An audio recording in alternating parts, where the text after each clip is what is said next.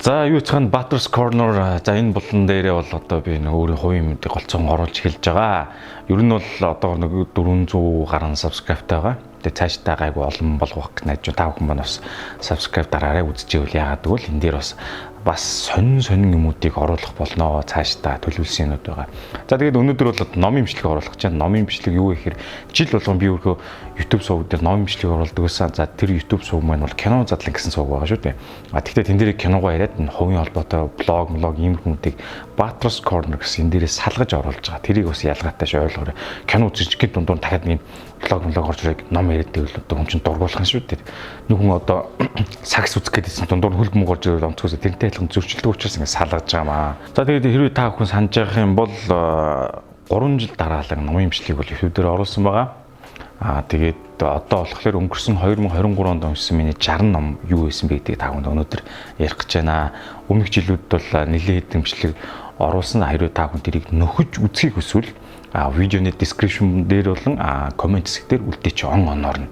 За дөрөвчлөлөө бүгдээрээ 2023 онд уншсан 60 номтой танилцъя. За яагаад ийм орой оруулж байна гэхээр ер нь бол маш их ачаалттай байлаа. Номын бичлэгийг оруулж амжихгүй усаргаад өдийг хүрлээ. Тэгээд нөгөө кино задлан дээр оруулах гэжсэн эргэлзэж байгаад одоо энэ тусдаа энэ Butter's Corner гэсэн энэ сувг дээр оруулахар болсон учраас одоо ингээд бичлэгүүд хийж эхэлж байна. За та бүхэн энэ миний iPad-н дээр байгаа энэ юуг харж байгаа. Goodreads гэдэг аппликейшн байна.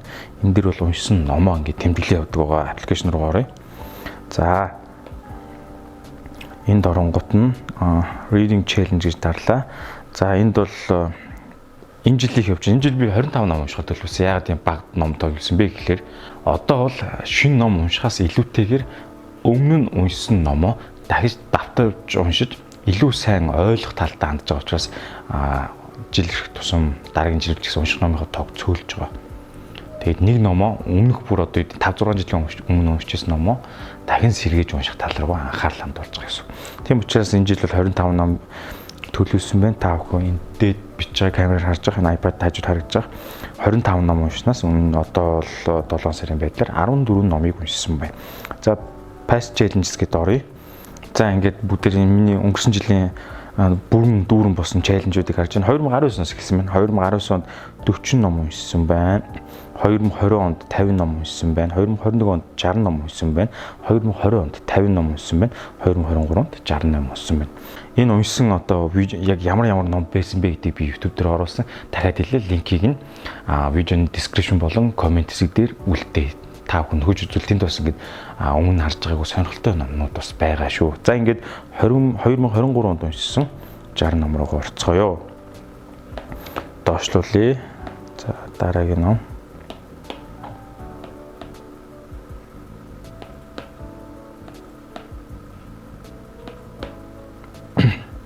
За хамгийн ихэнд энэ нэг алхалтын тухай ном байна.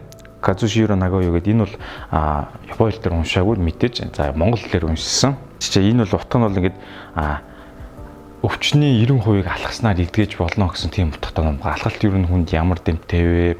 Алхаснаар ер нь ямар процесс болдго юм бэ? Яагаад одоо тий алхалт урт наслан нөлөөлдөг гэдэг Японы талаас нь бичсэн одоо Азийн соёл тий тэрийг маш хөнгөхнөр эвтэйгнэр тайлбарсан ном байсан. Надаа би өөрөө алхахдаг болохоор үнэхээр их таалагдсан ном байгаа. Яг аудио хэлбэрээр лөө хэвлэмэл хэлбэрээр лөө энэ ном сонсдог аппликейшнууд бол орсон байсан. За энийг бол он эхлэхэд уншижсэн байна. За дараагийнх нь ном болохоор энийг бол аудио номоор сонсож ирсэн. Лам нөхөр одоо ингээд үнэтэй Ferrari машина зарсан тухай тий. Тэгээд ингээд амар амгалан амьдрал төрсэй гэсэн нэг иймэрхүү ном байгаа. Энэ болохоор монгол нэр нь лам Ferrari машина зарсан гэсэн нэртэй байхад M+ дээр voice-оор сонсохоор бол аудио номоор байсан шиг санаж байна. Энэ бол яг хөө те ингээд хангалуун амьдралтай бүх юм байдаг гэсэн мөртлөө ингээд бүх юм орхиод энгийн ер нь будаагийн дүгтаг мэдэн шүү дээ тэрнтэй жоохон төстэй ч юм уу те. Тэгээд энгийн 50 амьдрах энийг бас хөөрхнөр байсан байл. Ерөнхийдөө ийм түүх хэлбэрээр өгүүлсэн. Энэ бол ингээд нэг хаяа нэг эгоч нөсөж байгаа үед нэг сонсож байгаа юм ном аа. За дараагийн номыг танилцуулахдаа үнэхээр таатай байна. Энэ бол одоо монгол дээр орчуулагдсан ба англи дээр бол Two Body Problem гэсэн нэртэй байгаа. За энэ бол одоо Netflix дээр бол season 1-ний эхний цуврал болоо гарсан байгаа. Хятад зохиолчийн бичсэн ном байгаа. Льюисийн ингээд энэ хүн бол одоо энэ шинжлэх ухааны уран зохиол зохиолоор бол их алдартай сүүлийн үеднэрт гарч байгаа юм зохиолч байгаа. Тэгээд энэ ер нь бол хар гаригийнхан байдаг тухай гарч байгаа. Тэгээд дэлхий рүү ингээд довтлох гээд 400 жилийн дараа дэлхий дээр ирнэ те. Тэрнээс өмнө дэлхий дээр юу болж байгаа вэ? Тэгсэн чинь дэлхийн хөгжлийг зогсоохонд бол ингээд нэг бөөмс протон явуулсан. Тэр нь ингээд дэлхийн эрдэмтдийг алж мадлаад үнэхээр сонирхолтой. Netflix дээр эхний нэг сизон болж гарсан байгаа. Ерөнхийдөө цаашаа 4 сизон болно гарахаар. Энийн нэгдүгээр бүтийг бол уншсан байна. Энэ бол Монгол дээр байгаа 3 биетийн бодлого гэсэн нэртэйгээр гарсан баха. Тэгээ энэ шинжлэглэлээр гаргасан баха. Нилээн зузаан ном. Тэгтээ үнэхээр сонирхолтой. Би бол нэг шимтэн уншсан. Энэ эхний бүтийг уншсан байна. За үүний дараа яагаад уучлах ёстой вэ гэдэг ном байна. Энэ бол уучлал чухал илүү дээ. Тим нэртэйгээр Монгол дээр N+ дээр байсан баха. Аудио хэлбэрээр сонсож байсан. Энэ бараг жил гарны өмнө болохоор зарим монгол нэрүүдийг мартсан байна. Энэ бол ингээд те уучлахгүй юмнууд чинь ард нэг том ачаа үрэж яваад байгаа шүү дээ хүмүүс. Тэрийг бас гоё олон талаар тайлбарсан байгаа. Тэгээ энэ ачаагаа хөнгөл юу те тийм байгаа. За энэ номуудын нэрс болон зургууд нь энэ дээдлийн камераар харагдаж байгаа. Та бүхэн хэрвээ яг ямар ном бэ хаанаас олохыг бол би асуусан ном чинь шатлалын хэрээр завтай видео коммент чинь хариулахыг хичээнэ. Яг энэ номыг уншмаар энэ хаана байсан гэж асуух юм бол заримдаа хариулж амжихгүй өнгөртөө тохиолдол байгаа шүү. Тэгтээ хариулахыг хичээнэ. За үүний дараа та бүхэн Dell гэдэг компанийг мэдэх бах те ихэнх юм Dell-ийн компьютерууд бол Dell гэсэн нэртэй брэнд үүдэг шүү дээ. Процессор, монитор те компьютер ертөнцөөр Dell гэдэг нэрийг мэднэ. Харин энэ Dell-ийг үүсгэн байгуулсан Michael Dell гэдэг хүний өөрийнх нь Biograph маркийн ном байгаа маа. Энэ нь ахлах сургууль оюутан байхдаа юу болсон, яаж аав ээжээсээ нуугаад оюутныхаа байранд компьютер угсарч байгаа. Тэгээ энэ ахны компани байгуулсан, эргэлтийн өрнг юу болсон. Энэ мань хүний энэ компаниг боссон бүхэл төөх байгаа. Ер нь бол Biograph унших дуртай хүмүүст бол их сонирхолтой. Надад ч сонирхолтой байсан. Dell компани баг компани яаж үүсгэн байгуулсан түүхийг эндээс бас харж олсон. Энэ Монгол дээр байгаа.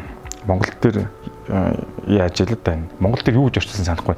Ямар ч зарим тохиолдолд нэрний утга арай утгачлаад яг өөрөөр орчуулсан байдаг. Яг core нь бол яг ийм байгаа. Манер яг энэ зурагтайгаа байж байгаа. Энэ бол айгүй дэжгүй ном байсан. Дараагийн ном нь болохоор түрүү ярьсан 3 битийн асуудал юм. 3 битийн бодлого гэсэн энэ хүн номны 2 дахь зурлал нь байсан. Ер нь 2 дахь зурлал нь хамгийн зузаан ном баг. Dark Forest гэдэг ном байна. Энийг эхний интрогийн ямар ном агуулгатыг тайлбарласан учраас ингээд өнгөрье. Гуруула нийлэл зузаан. Гуруулангийн ингээ монгол хэлээр авах юм бол 120 эдмийн болж байсан баг. Тэгээ паблиш ингээд пэйж рүү бичиж би авч байсан. Дараагийн ном болохоор нүүрний тухай ном байна. За нүүрний түүхтэй. Энэ бол одоо The Face гэсэн ном байна. Монгол дээр бас гарсан байгаа. Ихтлүүр дээр илүү та би ихтлүүрийн номын төлөвөөс авч ирсэн баг. Ер нь хүний нүүрт нь ямар зохион байгуулалттай юм бэ? Нүүрний цааны эрүү, жав, шүд, хамар, намсгал бүх юм чи холбоотой. Миний бүр маш гоёор тайлбарсан мэт. Энийг уншаад юу ойлгосон бэ гэхээр одоо ихэнх монголчууд нэг хамар нь битүү идэж нэг те. Энэ хамар нь яагаад битүү идэв те? Юунаас болдгийг. Энэ жавж эрүүний одоо нүүр амсуудал чинь ямар ч нэг нэггүй тайлбарлаад ийм учраас гэсэн өөрөө шалтгааныг олоход амар төхөмтэй юм байл өөрөөчгүй. Ер нь ямар нэгэн хүмүүсийн нүүр амны тийм согог мөг ийм учраас ингэсэн юм байна шүү дээ. Тэгээ ер нь багада яагаад нэг эмээ өвөө тарганы аягт болоолгоод 10 литрүүлээд гэдэг чинь ингээл ойлгох болсон. Ер нь холбоотой байгаа байхгүй. Тэрний талаар нүүр амаас судлалын мэдгийг бол мэрэгжлийн хэллэгч маш энгийнээр ямар ч хүн ойлгоход тайлбарсан юм байсан. Дараагийн мэдээж хэрэг алхимист байсан. Алхимистийг ер нь их хүмүүс мэддэг уншсан байлээ. Би л одоо бүр юм оройл уншиж байгаа юм байна. Энэ бол хөөрхөн л үгэлэг үлээ хончин залууг нэ. За бүгд мэдж байгаа хөө гэлүүлээд байгаа. Дараагийн ном болохоор Art of Dressing in the Rain гэж байгаа. Энэ болохоор Sons гэдэг аппликейшн сонссон баг. Нохооны ертөнцийн талаар өгүүлдэг ном. Би нэг нохоотой болд юм гэж бодож байхдаа нэг уншижсэн судлаад. Тэгтээ одоо нохоотой болов уу л байгаа л да. Тэгэд нохооны харах өнцгөр бичсэн юм зохиол. Уран зохиол гэсэн үг. Нэг гөлөг багт нэг нохоог авсан, нэг залуу авсан. Тэр залууг амьдрал уралдаан ямшинж болооч. Тэгээ эхнэр нь харамсалтайгаар өгөөдлөө охинтойгоо үлдээдэг ч юм уу тэр түүхүүдийг яг нохоо харах өнцгөөс бүтээсэн ба намаагаар тоглолтон багтаа би гэдэг нохоо эцээц ингээ бүр үгэн болоод нас нь болоо те ингээ бүр эмнэлэг твтээд тэнгэр тайлцчих юм тэр бүх амьдралыг ингэж харуулсан сонирхолтой ном билээ. Бид нар юу ч нохооны өнцгөөс харж байгаагүй шүү дээ.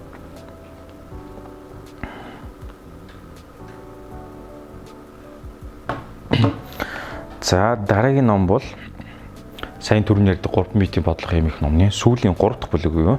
Deeds End гэдэг энэ цуврал байна. Энэ дээр бол бүр сонирхолтой ингээд хүн төрөлхтний ер нь 18 сая жилийн тэр хэсэг рүү явдаг. Бүр хар гаргийнхны тухай гардаг. Манай нарны аймаг бас сүнж байгаа ч юм уу тийм 2 тийм битийн тооллоор. Ер нь уншаад үзээрэй. Айгуу тийм сонин шинэ тухайн уран зөвлөлтийн физикийн талаас нь бас гой мэдээллүүд авах. Энэ ихтэй айгуу судалгаатай хэвчээ. Ер нь байж магадгүй боломжтой юм шиг тийм. Тэр 3 дахь ном байна. Энийг бол уншсан байна. За цаашаа яваад дараагийн ном бол мэдээж миний нэлээд дурлаж уншсан бас дуртай номуудын нэгт орж байгаа No Rules гэсэн ном байна. Энэ бол монгол дээр дөрөмгүй дүрм гэсэн нэртэйгээр орчуулагдсан байгаа. За энэ номыг яагаад гоё ном бэ гэж байгаа болохоор мэдээж хэрэг бид бүхний үздэг Netflix компани үүсгэн байгуулагчдын нэг болох Reed Hastings гэдэг хүн бичсэн байгаамаа. Энэ бол яг анх Netflix-ийг үүсгэн байгуулж хад хөрөнгө оруулалт хийгээд одоогийн хүртэл авч иж байгаа Sion гэсэн. Тэгтээ бүр яг түүх авах юм бол үүсгэн байгуулсан яг санааг нагас өөр юм байт юм билээ шүү.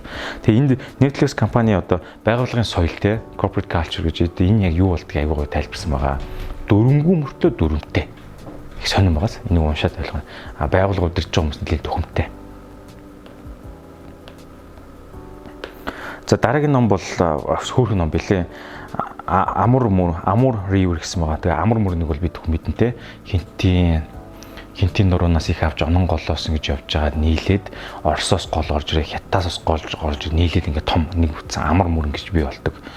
Ерөнхийдөө Хятад Орос хоёрыг бас хилийг загалдаг. Монголоос ихтэй. Хинтийн нуруунаас те. Тэгж яваад ингээ том мөрөн болдог. Тэгээ энэ мөрний ой сав дагуу яг эхнээс нь дуустал ингэж аялсан. Их Британий хүн байсан баха да. Colin чинь андорог бол тийм их Британд байгаа Монгол Орос Хятадын яг Amur мөрний сав дагуу аялын тэмдэглэлийн тухай юм ном байлээ. Сонирхолтой юм билээ.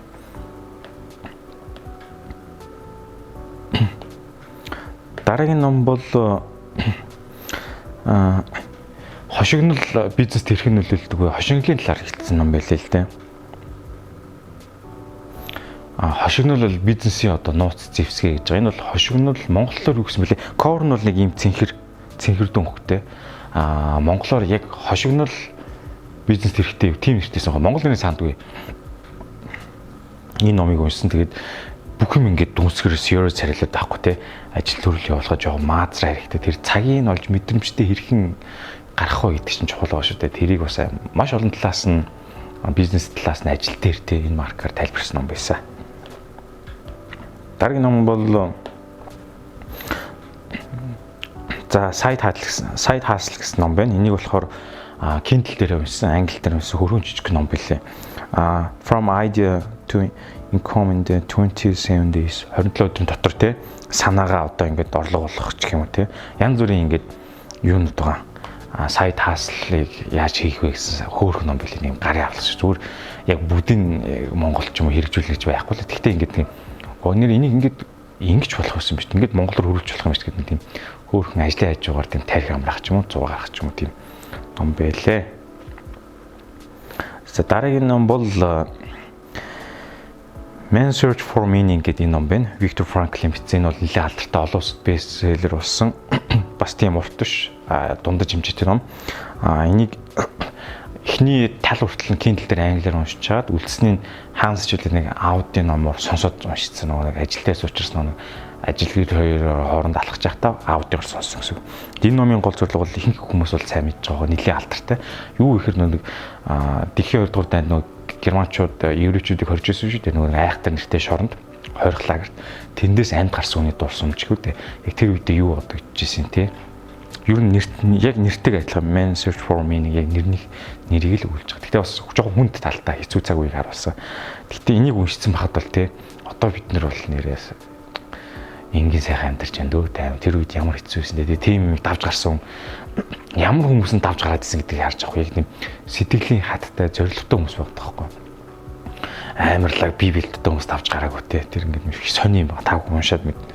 Энэ айгу таалагдсан.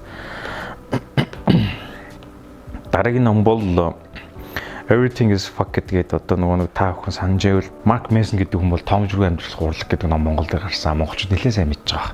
Core нь яг иймэрхүү. Тэний дараагийн ном болохоор Everything is Fucked гэдэг энэ бас надад таалагдсан. Ерөөсөө миний харж байгаагүй өнцгөөс бичсэн байлаа. Одоо ингээд те Ер нь энэ хүний одоо нэг эсэ маркел ном байна л да. Гэхдээ ингээд унших тусам нэр эн чинь тийм билүү гэж бодогдуулахаар амьдралын тэр нэг сонь юмнуудыг айгүй гоёор ер нь нэг ярихаас илүү уншиж үзсэн зүгээр хаа да. Эхний номоос илүү хоёр дахь ном нь айгүй таалагдсан. Одоо миний харааг үнцэг юу гэдэг те. Хүн чинь нэг талаараа сэтгэл айгүй тийм blind байгаа гэдэг шүү дээ те. Сохор те. Энийг бол маш гоё open mind болгож өгсөн. Уншаад үзэх үнэхээр таалагдсан. Энэ бол яг Монгол дээр байгаа. Монгол дээр юу ч үзсэн нэрийн сандгүй. Дараагийнх нь бол Albert T. Marshall гэдэг хүний бичсэн ном байна. Энэ бол одоо geography одоо энэ газар зүүн чиглэлээр ном бичдгээр алдартай маш олон бүтээл төрүүлсэн. Тэрний одоо энэ дэлхийн одоо энэ геополитикийг ойлгох 10 газар зургийг тухай та бүхэнд хэлнэ гэсэн ийм л утгатай ном байгаа юм л. Тэгээ энийг уншсанаар би юу мэдсэн бэ гэхээр ягаад Европын орнууд ингээд те худалдааны систем аягүй дайжгүй гол мөрнүүдэд ашиглаад тээвэр хийгээд байгаа. Тэгсэн Африкт ягаад ингэж усан тээвэр хийж болохгүй юм те ягаад гэвэл чинь хүрхрээтэй нөө гол мөрөнд явах боломжгүй байгаа байхгүй. Гэгмэчлэн Орос ямар очтой одоо энэ улсуудын газар зүүн байршил нь эдийн засаг болон тэр улс төрд нь яаж нөлөөлдгийг маш гоёор тайлбарсан. Энийг уншин бол таны одоо геополитик улс төрийн ойлголтыг бүр эрс төгснө. Ийм шалтгаан юмс ингэдэм ингэж улс төрийн тоглолт хийдэм бэ гэдгийг бол ойлгоно. Ерөнхий мэдлэг чинь маш их нэмэртэй. Тэгээ энэ хүний хоёр дахь ном нь Непкогоос бас хэвлэлцэн байлээ. Ирээдүйн 10 газрын зураг гэдэг нэртэй. Тэрэнд нь одоо сансар өдрүүд юу болох юм гэдэг ч юм уу тийм. T. Marshall яг энэ талаараа энэ газар зүүн улс төрийн номоор бол алдартай. За дараагийн ном бол Хятад орныг 10 үгээр гэдэг юм ном байна. Энэ бол та бүдний сайн мэддэг нөгөө амьдрах номын зохиолч Уйхо буруу хэлж байна. Зохиолчийн бичсэн ном байгаа. Хятад орныг Хятадын ийм өндөр хөгжилтэй ном биш зүгээр энгийнүүдээр хүмүүсийн соёл ч юм уу те амьдралыг нь 10 үгээр тодорхойлсон байгаа. Үүн их сонирхолтой байсан. Тийм зохиол, эссе, хүүрнэг маркер өгсөн. За дараагийн ном бол эхлүүрийн номын дэлгүүрт явж байгаа давлаа. Украины ерөнхийлөгч Зеленский зөв дуудаж байгаа. Би ч нөгөө үг дуудахтаа дандаа асуудалтай, pronunciation-ыг дандаа буруу дуудаад байдаг асуудалтай. Зеленский ерөнхийлөгчийн өөрийнх нь biograph байгаа. Тэгээд мань нэрийн хаана өссөн Багдаан чи Монголд Эрдэнэтэд аваад байгаа гэж ирсэн юм билээ шүү дээ. Эрдэнэтэд байсан тийм. Тэр мөрөнд хүртэл байгаа. Тэрний түүх яг Украиний дайтай холбоотойгоор зүгээр сонирхож уншиж ирсэн. За дараагийнх нь болохоор Хятадын ерөнхийлөгч Ши Жинпиний одоо энэ дэлхийн хамгийн хүчрэх хүн гэсэн нэртэй юм ном байна. Энэ одоо Монгол дээр байлуу. Монгол дээр байсан шиг санаад байна. Аудын номноос уншсан шиг санаж байна. Тэгээд энэ нөгөө нэг Ши Жинпин ер нь яаж одоо ерөнхийлж бас тэр замналыг бас хэлээд байгаа. Эхлээд чинь одоо том төрийн сайд дарга нэр хөгж ханху хунтайж гэдэг юм биш хэд дотор тэр улс төрийн өрн дотор. Тэгсэн чинь мань нэр өөр тактик хэлж байгаа. Бээжин дотор байж байгаа тэн дээрээ алдаж гарах юм хэцүү жоох. Тэнгүүд нь шууд өөр нэг арай жоохон холтой, жоохон хөддөөхөн цаашаа зайтай мужийн улс төрийн намын дарга болоо тэр мужаа ингэж авилгалаас салгаад тэр мужаа хөгжүүлэнгүүтээ шууд нөгөө намынхаа хурал муулаар ороод ингэж ахиж авсаар гад ингэж стратеги боловсруулгаад ингэж Хятадын Ши Жинпин удирдахч болсон байгаамаа. Энэ төх улс төрийн тоглолт сонирхдаг хүмүүст бол сонирхолтой ах. Надад бол сонирхолтой байсан би юм сонирхдаг учраас тэр тухай өгсөн ном байгаа. Дараагийн ном People Strategy гэдэг юу гэж байгаа юм л да. HR талтай ном. Ер нь хүмүүсийн ажлын байран дээр хүмүүсийг хэрхэн одоо хувийн хөгжилд инвестж хөрөнгө оруулалт тэр хүнийг удаа хугацаанд тогтвортой байлгах уу.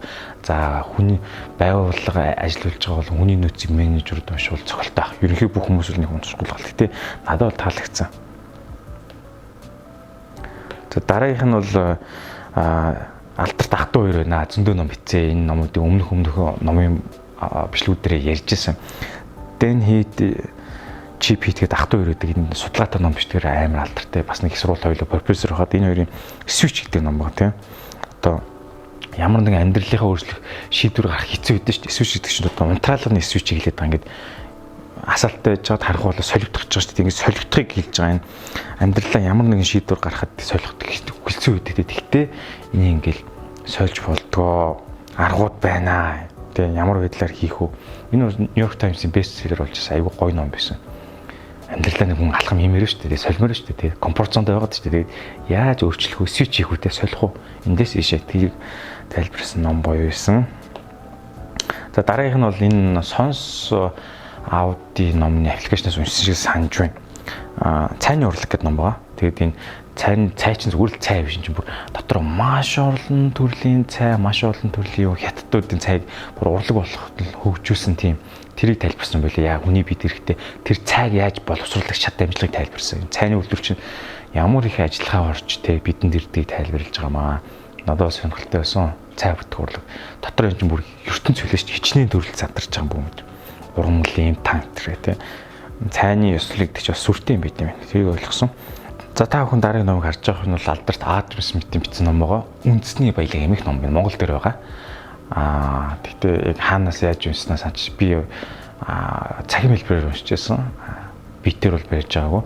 Энэ бол тийм ер нь ерөнхий мэдлэгч аягүй дэлнэ. Бас эдийн засгийн original classic ном гэдэг байгаа шүү дээ. Либертар үзэлтэй хүмүүс ч юм уу тэр талдаа хүмүүс бол уншвал бас зүгээр байх гэж бодож байна. Үндэсний баялаг. За дараагийн ном бол одоо Бэлэг гэсэн ном байгаа. The Gift те. Энэ бол одоо амьдралаа өөрчлөх 12 алхам чөлөөтэй. Би зөв сонирхоод байсан. Тэгсэн чинь нөгөө мангар энгийн төлөвлөлөө л дээ 12 зүйлсүүд нь те нэг мөнгө төгрөгөөр шийддэг байхгүй зүгээр л сайхан ингээд энгийн амьдрал дээр байдаг зүйлсийг тайлбарсан байлээ. Яг дунд зэрэг ном л доо. За дараагийнх нь болохоор энийг би Audi хэлбэрээр сонссон гэж санаж байна. 12 нот гэдэг энэ нөгөө нэг ийм блюз одоо jazz тэр талдаа хөгжимчин Quincy Jones-ийн бичсэн ном байгаамаа. Энэ хөгжмийн 12 нотоор ер нь амьдралынхаа түүхийг өгүүлсэн тийм ном. Хөөрхөн хөгжимчин хүний бичсэн ном байгаамаа. За энэ ном бол нэлээх бүүстлэгдээ Facebook дээр явуулсан та бүхэн санаж байгаа. Хоёрын оронд хэлцээр битий гэсэн тийм нэртэйгээр хэвлэгдсэн ном байгаа. Энэ англи cover-ыг харж байна. Монголоор бол тийм байгаа. Нөгөө холбооны мөрдөг товчоонд барьцаалгдсан үнднийг нөгөө барьцаалж байгаа хүнээс нь одоо юу гэдэг те хилцээр хийж гаргадаг байсан юм шиг байна. Тэгээд энийг гүнзгийрүүлэх бизнес дээр одоо сургууль хичээл тренинг ордог юм болцоогоо. Нөгөө тэтгэвртэй гаргадаг юм да. Тэр хүн өөрийнхөө арга туршлага бүх юмудыг тайлбарлаж ярьсан байгаа. Яаж хилцээр их үү те амжилттай тэрийг гоё гоё гэсэн. Монгол төр хоёрын оронд хилцээр битий гэсэн нэртэйсэн байна. За дараа нь энэ Eagle Reach гэдэг номыг уншсан. Audi хэлбэрээр сонссон. Англиар Simple Reach гэдэг ном. Энийг яагаад сонсон бэ гэхээр хүн болгол Amway гэж яриад байдаг шүү дээ тий. Тэгээ энэ компаниг үүсгэн байгаас юм билээ. Би тэг нэг дургу бас ойлгодог сухад хүн чинь мэдэхгүй юм яхад дайсан гэдэг шиг. Тэгээд яг юу яриад байгааг мэдхийн тулд зүгээр энэ үүсгэн байгуулах чинь номыг уншсан гэсэн үг. Тэгсэн чинь манай нэр чинь тэгэл бас зовсол юм билээ лээ. Зөндөө юм байгуулгаж үүлээ үзэлж явсан юм билээ. Amway гэдэг чинь American Way, American Dream Way American Way гэдгийг товчлол нийлүүлдэг Amway гэх нэр юм билээ шүү дээ. Гэхдээ яг зүгээр уншихад илтгэхгүй юм билээ. Яг тэр Amway-ийнхаа одоо ер нь ертөнцийг жоох ойлгох гэж үзье гэсэн үг. За бидний дараагийн ном бол Upstream гэсэн ном байна. Түрүүний ярьдаг нөө Switch гэдэг номны ах 2 зохиолчийн ах нь хатаа бичсэн Dan Heath-ийн бичсэн ном байна. Ер нь ингээд та бүхэн ямар нэгэн асуудалд орно шүү дээ. Тэгээ тэрийгээ одоо ингээд тэр асуудлыг хэрхэн шийдэх үү те. Одоо энэ номныхын cover-ыг харж нэг далаад живсэн хүнд нэг аврах юм цагирах шийддэг шүү дээ. Тэрний энэ cover-тэй. Асуудлыг ер нь хэрхэн шийдэж гарах вэ? Ер нь бол асуудал гарахаас өмнө шийдлийг гаргахгүй байх талаар гэж бодсон байна. Асуудал гарсан юм шүү дээ. Гарахаас өмнө яаж тэрийг сэргийлэх вэ? Гэх мэтлэн бас хөөрхөн ном байсан. За дараагийнх нь бол уран зохиолын ном. Энийг бас Audi хэлбэрээр сонссон санаж байна. Нэг хэсэг Goodreads дээр нэлээд од болоодсан. Нэг жилийн өмнө бүүн болоод хүмүүс энэ чинь бас Goodreads Choose Awards-аас нэг юм бас шагнал авч ирсэн. Шүн дундын номын сан гэдэг нэртэй ном. Midnight Library гэдэг. Яг cover нь яг Монгол дээр яг энэ нэнгүүрээ шүн дундын номын сан гэсэн нэртэй байгаа. Энэ бол уран зохиолын ном. Гэхдээ эмэгтэй хүний бичсэн ном. Яг хаа надад бол таалагдсангүй. Эмэгтэй хүн бичсэн гэж эмэгтэй хүний ертөнцийг харуулсан ч юм уу тийм. Шүн дундын номын санд ингээд түүх өгүүлэл дамжаал яваад байгаа өөрөө уншаад үзээрэй гэж зүйлээ. Сонирхолтой. Тарих амраас ном гэх юм да. Дандаа нэг бизнес эдийн засгийн хувийн хөгжил ном уншаад ийм уран зохиолын дундуур нь уншихад бол гоё байдаг. Тарих амраас тэр нийлэн ном.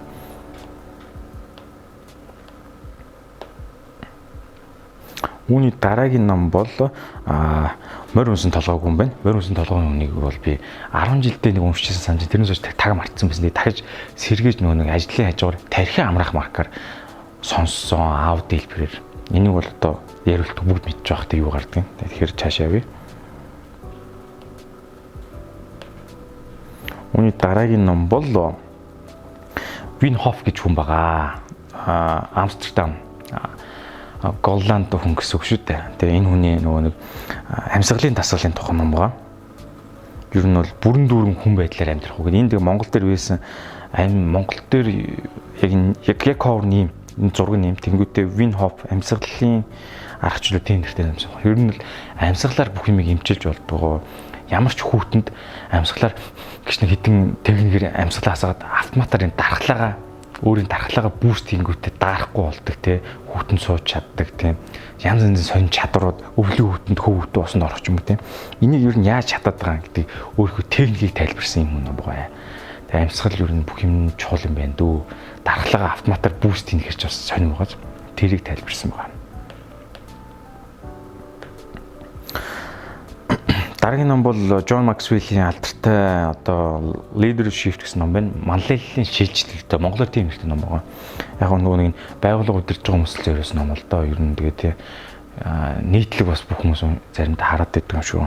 Байгууллага удирдахад ямар нэг асуудал гардаг шүү дээ. Тэрийг чиглэлтэй хүмүүс уншдаг. Би ч гэсэн яг тийм асуудалтай байсан учраас энэ номыг уншижсэн. За дараагийнх нь бол Sons application хаа Хорлоогийн Чавс гэсэн тэр үний намтрыг уншсан байна. Юу нь яаж яваад Монгол улс ерөнхийсэд болсон юм те улсыг өдөрчижсэн Оростой юу болсон те тэрийг нь Непкогийн хэвлэлсэн байдлаар нь уншсан гэсэн үг. Монгол хүний тухайд үг. За дараагийн ном бол олон хүмүүс мэдж байгаа Psychology of Money гэдэг энэ мөнгөний сэтгэл зүйтэй энэ бол Монгол дээр гарсан байгаа. Яг энэ coverтайгаа яг адилхан энэ тарихын зурагтай гэдэг. Ер нь энэ мөнгийг ер нь яаж захиран зарцуулдаг юм мөнгөний сэтгэл зүйч ямар ч тийм тий хадгалаад байх юм уу эргэлүүлээд байх юм уу тэрийг гоё ингээд тайлбарсан ном байгаа. Ер нь бол хаасайгүй л хэлээ тий айгүйх аудио подкаст нэр хүмүүс энийг бол ярьсан байсан. Ер нь мэдээд авахд илүүдэхгүй ном. Халаасанд байж байгаа ном. Ширээний ном ч гэж бол. За дараагийн ном бол Юмжаагийн Цэдэн бал гэсэн үний түүх байна. Бас Непкогийн хэвлэлээр гаргасан. Энийг аудио хэлбэрээр сонссон. Тэгээд сайнтай ч саартай ч зөндөөл юм байгаа. Энэ бүгдийг 90 бараантанд бүгдийг хувирсан байгаа. Одоо Юмжаагийн Цэдэн балгай 44 жил Монгол улс удирдсан. Тэгээд Орос ихнэртэй байсан. Тэгээд тэр Орос хүмүүс маань бас сайн ч юмсэн, хэрэгтэй ч юмсэн, зөв юмжсэн, буруу юмжсэн, хүүхдийн санч гэж юм босгосон, хувьд ажим завьсан гэх бүх төгөөдийг тайлбарсан Цэдэн балгай нь бас нэлээ бичдэг балгацдаг. Тэрнээс болоо юу болсон? Хятадтай юу болсон, Оростой юу болгож ойлгосон, ягаад Оросууд хүнийг буулгасан гэх маш олон түүхүүдийг оруулсан байсан. Өнгөрсөн түүхээ мэдж байгаа юм гүгднээс би уншсан. За дараа нь бол манай Окогийн бичсэн ном байна. Оког та бүхэн Techstars-д одоо ажилтгаар нь мэдэх бах. Саяхан хурмаа хийсэн Бутан улсын иргэнтэй хуримлж одоо нэгдгэр сайхан урмаас мага. Яг тэрнтэй таарж Бутаны хаан Монголд ажилласан шүү дээ наадмаар. Тэгээд манай Окогийн бичсэн Балер өдрөх гэсэн номын нийтдүгээр volume 1-ийг уншсан V1 те. Окогийн ер нь үдэл санаа философи айгу таалагддаг. Тэгээд би бас энэ номыг уншсан таалагдсан. Good Grades дээр одоо ингээд ревю үлдээсэн байгаа. Тэгээд Око минь орж ирээд лайк дарчихсан. Энийг бас унших зүгээр шүү.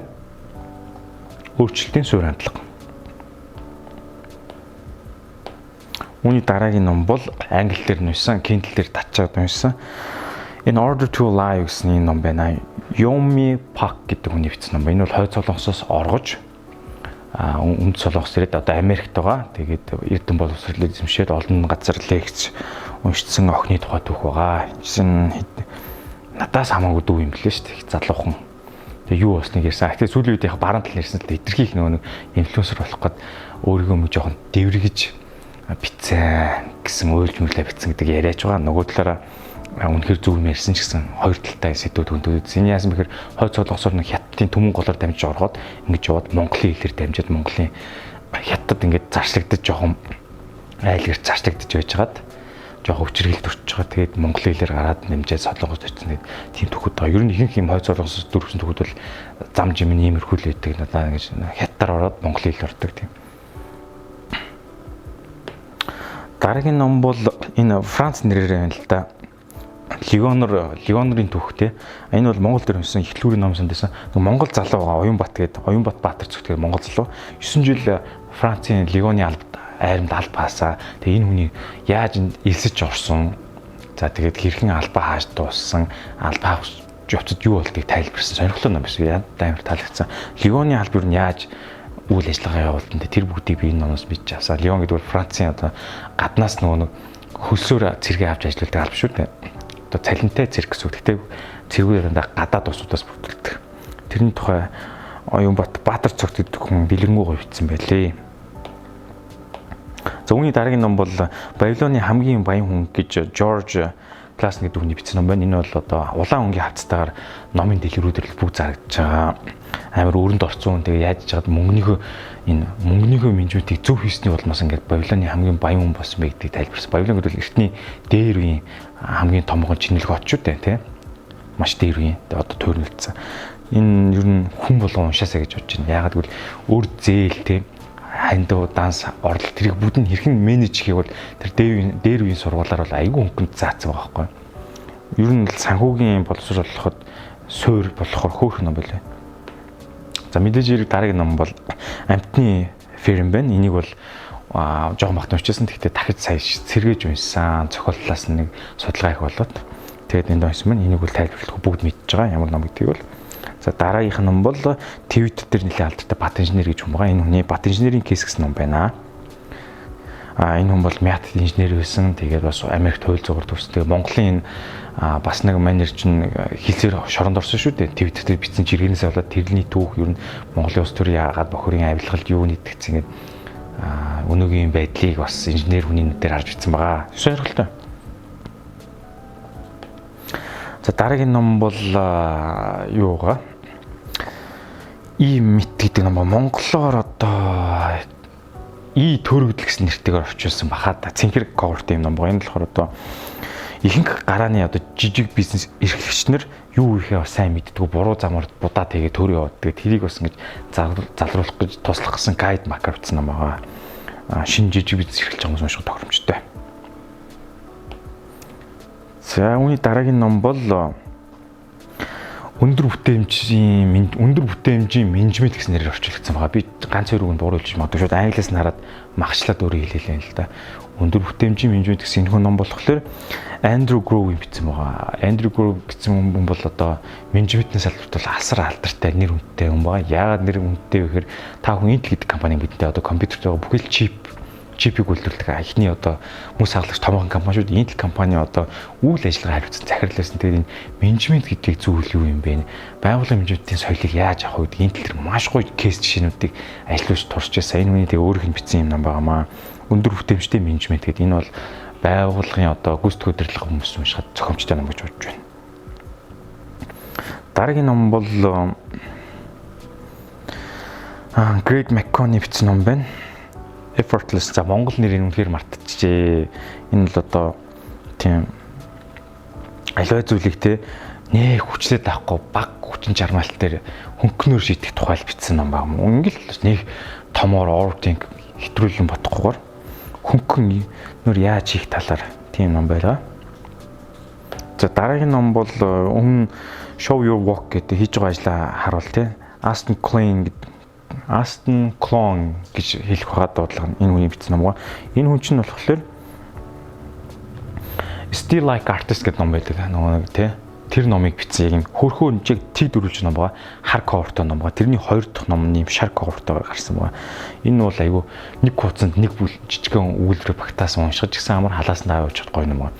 Still Like Artist гэдэг ном их таалагдсан нөгөө юу гэдэг тий санаа авахаас бүү гэдэг нэртэй монголоор орчуулагдсан. Энэ болохоор Show Your Work гэж одоо монголоор юу гэж утгыг гаргасан байл. Бас яг монголоор хэлэгдсэн.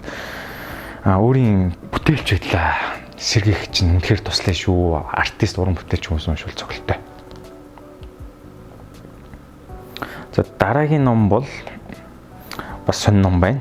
Bittersweet гэдэг гашуунч гэсэн амттай гэдэг нэрээр монголоор орчуулагдсан баха. Энэ болохоор Susan Cain гэдэг хүн бичсэн ном байгаа. Ягаад энэ номыг уншсан бэхээр өмнө би Quiet гэдэг номыг уншсан. Ягаад гэвэл тэр Quiet гэдэг ном introvert гэж хүмүүс юу юм бэ? Тэднэр бол чимээгүүрнээ нуугцсан асар их хүчтэй гэдэг маш гоё шинжлэх ухааны байдлаар тайлбарсан ном учраас надад аюул таалагдчихсан. Аюул олон жишээн дээр энэ номыг уншаарай гэж хүмүүс зөвлөжсэн. Тэгсэн чинь энэ хүн хоёр дахь нь гашуунч гэсэн амттай гэдэг нэртэйгээр ийм ном гаргасан байлаа. Ямар нэг юм одоо юм гэтлэн давж дуулна шүү дээ. Хэцүү танил байгаа тий. Тэгээ тэр гашуунч гэсэн амттайгаар даван дуулахыг ер нь энэ зохиолчийн арга барил их таалагддаг уншвал зөвлөлттэй байсан. Үүний дараагийн ном нь How to fight гэж байна. Одоо энэ нэг Вьетнам хүн юм байгаа. Тин Ят Нан гэд нэр нь би буруудаж хаад энэ хүний 5 багц ном байгаа. Багц ном ингээд медитейшн гэдэг нэртэй. Тэгээд тэрэн дээр ингээд хэрхэн одоо тулдах вэ гэдэг хүнтэй зодлого хэлээгүй шүү дээ. Асуудалгаа нүр тулах уу, хэрхэн хайрлах уу. За тэгээд хэрхэн зөв суух уу, хэрхэн идэх үү, хэрхэн харах уу тэг вижн те. Энийг нэгтгэл юм 5 нэртэйгээр юм багц болсон юм байна. Багцаар навч юмсан. Тэгээд энийг үнсэн байна. Дараа нь за энэ сая тавлыг нь хэлсэн учраас ингээд ярьсан тооцоод дараагийн ном руу орох юм. За дараагийн ном бол хуулийн сургуулиас сурсан 101 зүйл гэх нэртэй ном байна. Энэ Америкийн хуулийн тогтолцоо чинь манай хуулийн тогтолцоос жоохон өөр шүү дээ. Их газрын хуулиас тий. Тогтолцоо нөр. Гэхдээ хуулийн сургууль юу заадаг вэ? Амьдрал дээр гараа юу сурах вэ? Тэндээс юу олж тэр заалт зүйлээс юу хүнд хэрэгтэй вэ гэсэн. Ер нь хууль сонирхдаг хүмүүс уншихад зүгээр. Гэхдээ энгийн хүн ч гэсэн зүгээр мэдээд авчихад илүүдэхгүй хүмүүс байлаа шүү хуулийн талаас. Энэ надад амар таалагдсан. Хуулийн сургуулиас юу сурсан бэ? Бас кейс стади явж байгаа байхгүй юу? За мэдээж дараагийн ном бол киног нь та бүхэн сайн мэддэг бах. Memories of the Geisha гэдэг Geisha-гийн дурсамж юм их кино байдаг. За энэний номыг нь уншсан, сонсож уншсан. Киног нь би бол үнэхээр үзээгүй. Хүмүүс гайхаж магадгүй. Үнэхээр үзээгүй. Тэгэхдээ зохиолыг эхэлж сонссон. Зохиолыг эхэлж сонсоод дараа нь киног нь үзье гэсэн бодолтой байгаа. Тэгээ юу гардыг та бүхэн их нь мэдж байгаа. Тэгээ дараагийн ном руу оръё.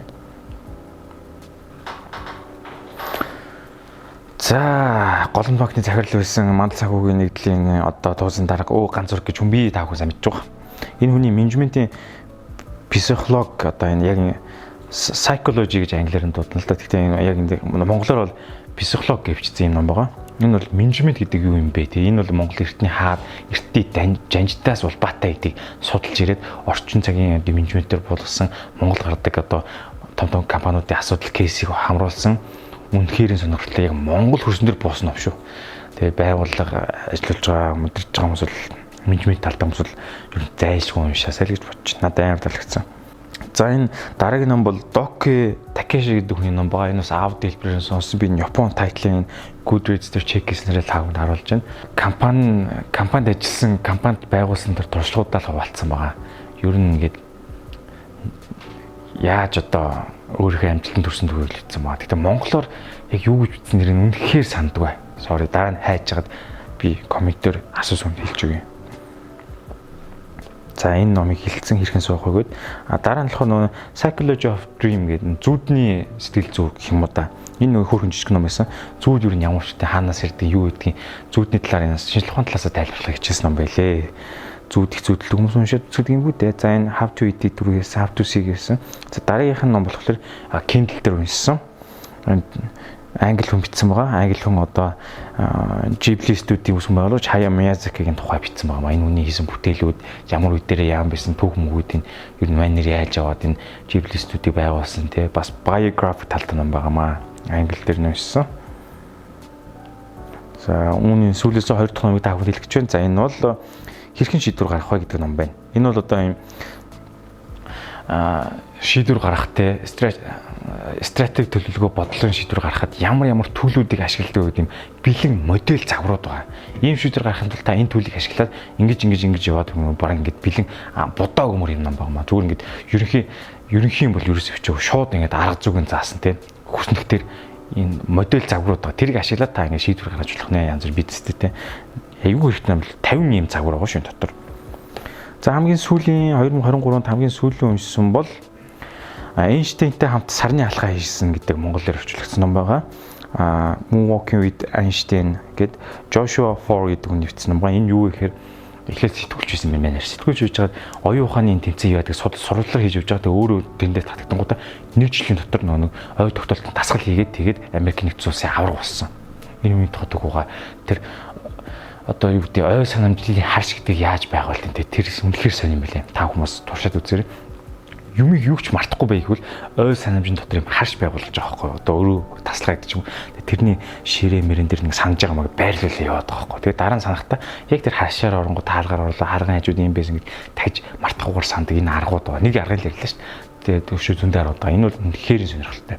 Ой тогтоол төр хичээллэх сонирхолтой хүмүүс л уншаад илүүдгүй гэж бодож байна. За ингээд 2023 онд уншсан 60 номоо та бүхэнд танилцууллаа авдаггүй. Тэгээд дараа жил 2024 онд ирсэн 25 номыг танилцуулах видеогоор уулзъя. Ажил болгон энэ видео гэж байгаа. Тэгээд дахин сануулхад өмнөх жилүүдийн видеог видеоны description болон коммент хэсгээр байрлалаа. Хэрвээ танд харахад бэрхшээлтэй бол энд ингээд видеонуудыг линк хэлбэрээр байршуулж. За номын бичлэгийн дүрдүүлж байна. Bathurst Corner сувга subscribe дараарай. Шүү сонирхол юмд орно шүү. Хувийн хөгжил хүмүүсийн ерөнхийдөө сонь сэдвүүдийг маш энгийнээр тайлбарлан ярих болно.